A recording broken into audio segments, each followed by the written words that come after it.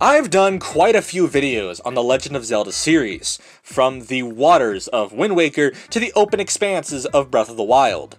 However, the particular game in the series that we're touching on today is probably one of the strangest entries into the entire franchise, whether it's on home consoles or handhelds. Making its debut on the Wii in 2006, this game is definitely a very big standout game in the franchise, having things like, wolves and Ganon kind of being, kinda dope, and a world that honestly was pretty strange, and the idea of Twilight, it was weird. So with that, it's time to play a game where the main character, surprisingly, is both human and wolf. A game where Ganon is, actually cool, and a game where the main character has a named horse. And that's really weird, but it's time to play The Legend of Zelda Twilight Princess HD. A game that's, honestly, pretty dope.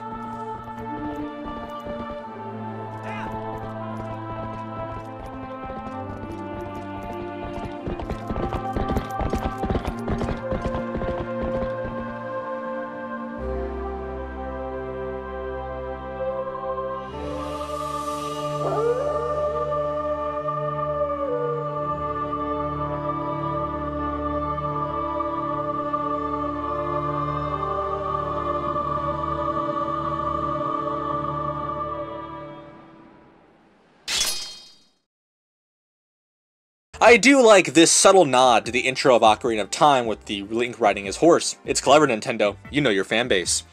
With this, we get to make our save file, to which we're actually going to stay with Link as our name, and well, this is actually the first time that I've ever actually touched this game, so usually when I touch Zelda games for the first time, I kind of, I like to name it as Link, okay? Our horse will also stay as Epona, because, sexy horse name is sexy, alright? We'll be playing in normal mode, let's be real, it takes me a long time to play a Zelda game, so hero mode is literally cancer, and I don't think you want a video that's like this long. With this, we begin at this lake with a simple chat with this guy in Link. He ends up telling us that he has a favor for us, involving us to deliver something to the royal family of Hyrule the day after tomorrow. We're not unfortunately going to see this in the video because, well, this is not going out the day after tomorrow, if that makes sense. We ride back to the village on Epona, and the next morning get told to help get the sheep in the barn with Epona. Surprising. We now finally get to some gameplay in this manner, to which I learned that in order to equip items, you have to use the gamepad. But since this is emulated, well, let's put it this way, using the gamepad does work, but it's just not in the same screen, as you'll see a bit later on. And naturally, we then gotta start doing this trend of Link breaking rocks and chopping grass for some coin. Let's be honest, every Zelda game has to have this. We then show up to this lake where for some unknown reason, this chick was having a bath with Epona. I'm not gonna question how weird this was, but we're just gonna go with it. We then go through this tunnel that, I'm gonna be honest, I assumed I would find something very cool, but it actually just leads back to the rock area from literally 30 seconds ago. Thanks, Nintendo, for making me feel confused. Anyways, we then return back to the lake and hop on Epona and properly head into the first main area, Ordon Village. And I'ma be real, this game looks visually impressive. Yes, I know it's a Wii U title, but at the end of the day, it's a Wii U title from a Wii remaster, and it honestly wouldn't surprise me if this was a new Switch game because it kinda does look like one. After speaking with the locals about some monkeys doing, monkey things, we head to the ranch to play what is basically a Wii Sports game. And after a few minutes of rattling the sheep, we get the goats in. Yep, I just said goats and sheep, that's funny. And we get introduced to jumping over fences. And in a way, I actually like the controls, because it feels a lot like the riding controls of Breath of the Wild. So at least that's nice. We then return to the house in the woods, where these three losers out here want me to wake up. It's here that I actually realize that Link's house is better than mine. Hey Link, how much do you charge a night? My DMs are open. I then go into Daddy's basement to find literally nothing, because it's too dark. That's to be expected because, let's be real, he's probably doing some pretty bad stuff, so why would he want you to know about it? Speaking to this wild pack of chicks outside, we learn that they want to see a slingshot. And it's here that the first major puzzle of this video begins. Heading back into Ordon Village, we end up learning a couple of things. Number one, this guy wants this beehive down from his house because his wife, told him to or something. Two, we learn how to call down a bird to do our bidding, which is cool because I'm actually looking for things. And so, after spending way too much time figuring it out, I ended up sending the pigeon straight from Harry Potter over to get this cradle where this monkey was. We end up returning it to this lady, who ends up giving me a fishing rod. And then problems hit. You remember how from earlier when I said that you had to use the gamepad like on a separate screen or it wasn't on the same screen? Well, turns out, in order to actually use the gamepad to equip items, it has to be a separate screen. And I didn't actually know this, so you can see it here that for about 20 minutes I just couldn't figure it out. And I then ended up figuring out how to do it, so here you go. This is how you would end up doing it.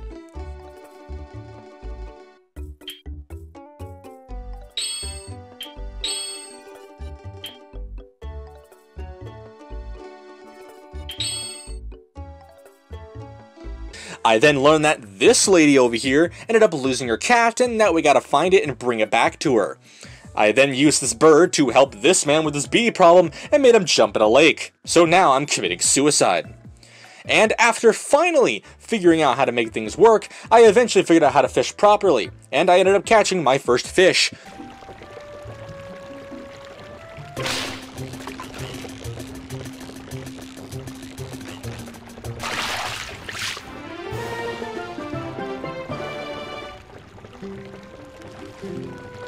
To which this cat here ended up stealing and ran all the way back to the shop carrying it. Thanks, Mark and Meow.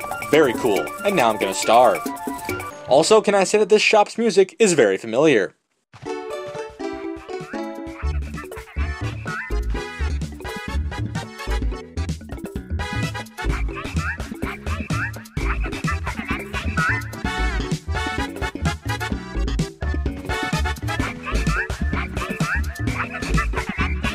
Now that I can buy things at the shop, I can buy the slingshot, aiming to now commit even more genocide in this village, but also to give the slingshot to these kids who are probably also going to commit mass genocide. With this, I return to the girls outside my house, and this guy out here, who is named Russell, yes, that's his actual name, ends up telling me that he left a gift in my house. Turns out, these chicks actually just wanted to see me shoot some crap, because, I don't know, girls are weird, man, let's be honest. After this, I go to get my gift that's in my house, which is actually a wooden sword. I mean, come on, Russell, I asked for a diamond sword for Christmas, man. Like, come on, this is not what I wanted. Now these chicks want to see me slash some stuff, because, you know, girls. Shortly after, a monkey shows up, and for whatever reason, literally everybody runs after it. Thus starts a new adventure into a new area. Turns out I was actually supposed to get Epona before I left, so after turning all the way back around and going back, we ended up arriving in Farron Woods. Apparently this guy here, and there's this guy, and I guess he like sells lanterns or oils or something. Alright, that's cool, I guess. Also to note that this guy's house looks like the aftermath to the entire script writing of Gravity Falls. With this, we head into this cave that we passed earlier and head further into Farron Woods. So, mild forms of combat ensue, but I eventually learn that we need a key to progress further. I didn't end up finding this key, but I did end up having to fight for it.